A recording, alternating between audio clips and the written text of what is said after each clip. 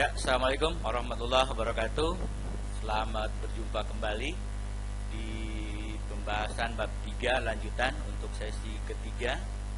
Kita akan bahas materi lanjutan dari sesi yang kedua sebelumnya, yaitu dari ayat jurnal penyesuaian.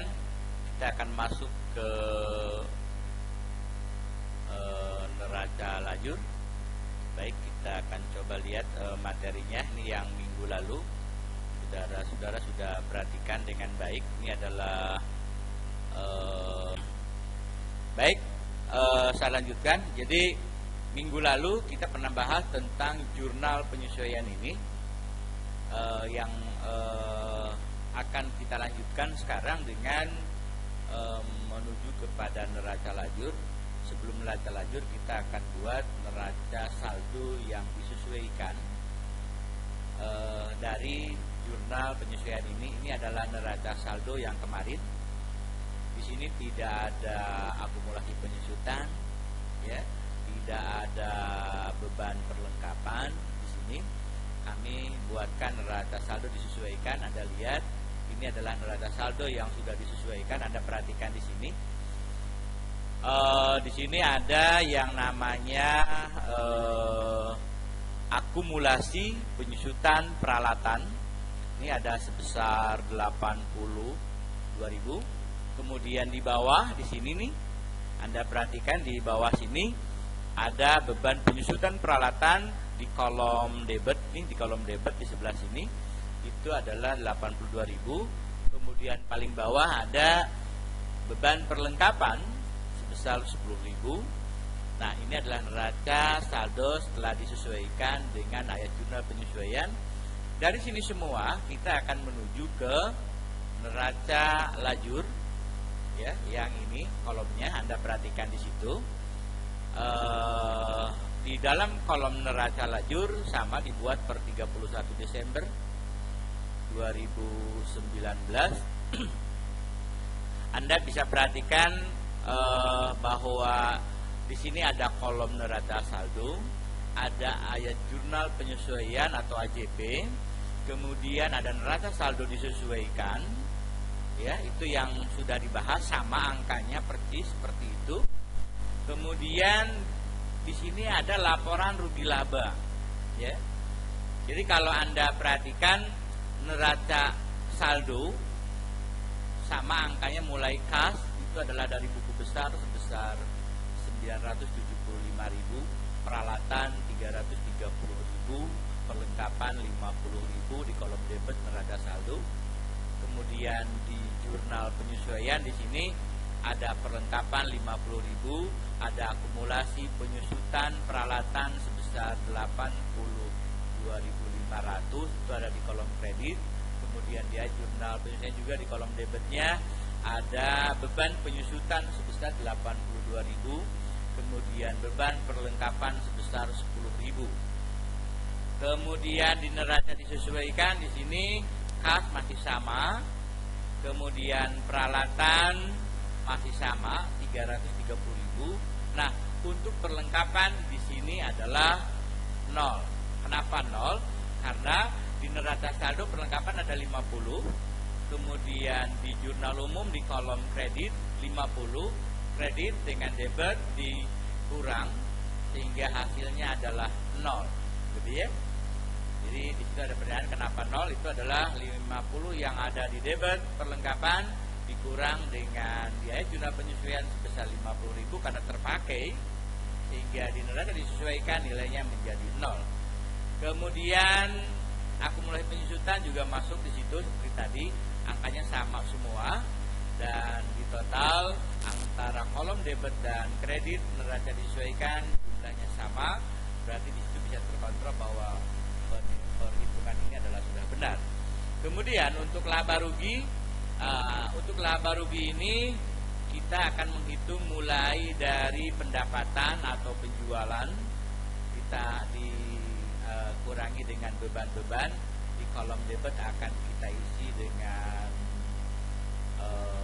berbagai macam beban dan biaya. Di kolom kredit kita akan masukkan pendapatan atau hasil penjualan Maka saya tuliskan di sini di kolom neraca laba, di laporan rugi laba, di kolom debit saya masukkan di situ adalah mulai dari beban pembelian bahan baku, kemudian beban gaji karyawan, biaya listrik, beban penyusutan, dan beban perlengkapan ada di kolom debit semua. Sedangkan di kolom kredit itu hanya pendapatan berupa hasil penjualan ya sebesar 1.350.000. Nah, pendapatannya kebetulan cuma itu saja, maka ditotal ke bawah di kolom debit adalah 1.007.500, sedangkan di kolom kredit adalah 1.350.000. Nah, di bawahnya ada kolom laba. Berapa laba atau profit usaha kita? Maka pendapatan dikurangi biaya itu untuk mendapatkan laba.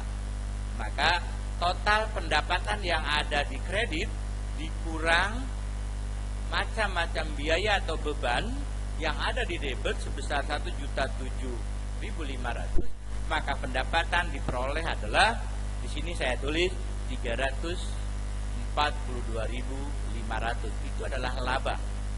Ya. Sehingga jika ditotalkan ke bawah, jumlahnya akan sama antara kolom debit dan kredit. Ini di laporan keuangan. Kemudian di neraca juga di situ kita mengisikan dari mulai kas, peralatan, perlengkapan itu ada di debit. Kemudian mulai piutang, utang dagang, utang bank, modal ada di kredit. Kemudian labanya juga dimasukkan ke situ. Nah, ini adalah kolom neraca akhir. Jadi kalau dalam neraca lajur kita bisa melihat berapa kekayaan perusahaan kita ada di neraca, berapa keuntungan perusahaan kita ada di rugi laba setelah kita menghitung dari neraca saldo, ayat jurnal penyesuaian, dan neraca disesuaikan. Ya, kondisi perusahaan kita berada pada posisi yang seperti apa, kita lihat neracanya. Lalu profit keuntungan usaha kita ada berapa, Anda bisa lihat di kolom laporan laba rugi. Nah, ini adalah gambaran di dalam neraca lajur. Jadi cara membuatnya sangat mudah kalau kita memahami dengan baik alurnya dengan benar. Nah, dari neraca lajur ini kita akan menuju kepada pembuatan neraca. Nah, ini adalah neraca yang tadi. Dari neraca lajur Anda bikin neraca per 31 Desember 2019 sebenarnya. Ini 2020 ya, nggak apa-apa tahunnya. Di dalam penyusunan neraca Anda bisa perhatikan di situ kasnya sama angkanya.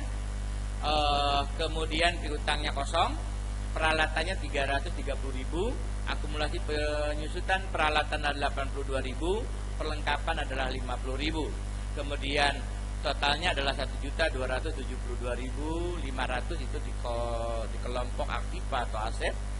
Kemudian di kelompok utang dan modal ada utang dagang 300.000, utang bank 300.000, modal 330.000. Laba tadi yang dari laporan rugi laba adalah 342.500, totalnya sama. Ini adalah neraca laba akhir dari perusahaan ini. Kemudian yang berikutnya kita buat laporan perubahan modal. Modal kita di per 31 Desember 2020 sudah berapa selama 1 tahun ini. Modal awal di 1 Oktober 2019 kita adalah 330.000 itu modal awal ya. Kemudian laba bersihnya tadi 342.500. Kemudian pengambilan pribadi tidak ada free-nya. Kemudian penambahan modal selama bulan Oktober itu adalah modal pertama 330.000 ditambah laba 342.500, maka totalnya adalah penambahan modal selama bulan Oktober sampai dengan Desember adalah 672.500, sehingga modal akhir di 31 Desember adalah 672.500. Itu adalah perubahan modal setelah kita melakukan aktivitas usaha dari Oktober, November, dan Desember, gitu ya. Kemudian laporan rugi laba daripada kegiatan usaha ini setelah kita mengamati dari neraca lajur tadi, Anda bisa lihat penjualan 1.350.000, harga pokok penjualan 774.000 di situ, laba bruto, laba kotor itu adalah 576.000. Beban-beban di sini beban gaji, beban perlengkapan, beban penyusutan peralatan, beban listrik dan air ditotalkan adalah 233.500. Laba usaha adalah 342.500. Jadi laba bruto dikurangi beban-beban sebesar 233.500, maka laba yang diperoleh dalam usaha ini adalah 342.000. Nah, ini adalah laporan laba rugi, ya. Nah, itu barangkali sampai di sini setidaknya Anda membuat sebuah pelaporan usaha sehingga kita bisa tahu dalam sekian lama, sekian periode, sekian bulan, mungkin satu periode pembukuan laporan keuangan ini, kita bisa tahu bahwa usaha kita berada pada posisi apa, keuntungan kita berapa, kita akan dapat memahaminya dengan baik, sehingga jika kita tahu tentang kondisi usaha kita akan mudah menentukan berbagai strategi marketing, strategi usaha supaya kita usahanya bisa berjalan dengan baik. Jadi manfaatnya sangat banyak sekali sebuah pelaporan ini kalau dibuat dengan baik.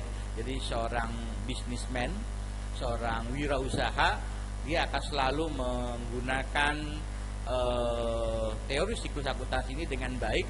Salah satunya adalah untuk mengukur kondisi dan kekuatan usahanya, sejauh mana dia punya kemampuan dan punya kekuatan sehingga bisa mengatur strategi yang lebih potensial, yang lebih strategis, bagaimana dia bisa bersaing dengan kompetitornya. Sampai di sini dulu barangkali pembahasan saya. Nanti kita ketemu di sesi berikutnya dengan materi yang baru, ya, materi bab 4. Kita akan bicara nanti tentang rasio keuangan. Jadi untuk hari ini sampai di sini dulu. Kalian jika ada yang memang masih perlu dipertanyakan, silahkan Anda catat. Nanti kita akan bahas lewat tatap muka secara online via Zoom. Kita akan bahas diskusi bersama. Demikian sampai di sini. Terima kasih atas segala perhatiannya. Mohon maaf atas segala kekurangannya. Wabillahi taufiq wal hidayah. Wassalamualaikum warahmatullahi wabarakatuh.